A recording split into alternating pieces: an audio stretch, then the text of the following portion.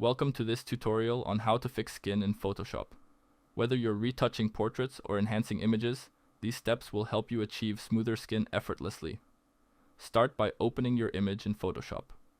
Under the Layers tab, right-click on the background layer and duplicate it. Now, let's adjust the blend mode. Go to the blend mode drop-down and select Vivid Light. Next, head to the Image tab. Navigate to Adjustments and select Invert. Under the Filter tab, go to Other and select High Pass. Set the value to around 150 and press OK. Still under the Filter tab, choose Gaussian Blur and set the value to around 2. Back in the Layers tab, select the duplicate layer. Apply a mask to the layer and press Ctrl+I to invert it.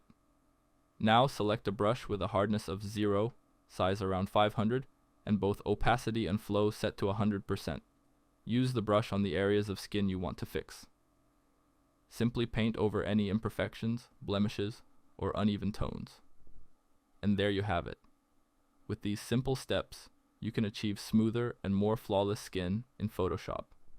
Thanks for watching. Don't forget to like, share, and subscribe for more Photoshop tutorials. See you in the next one.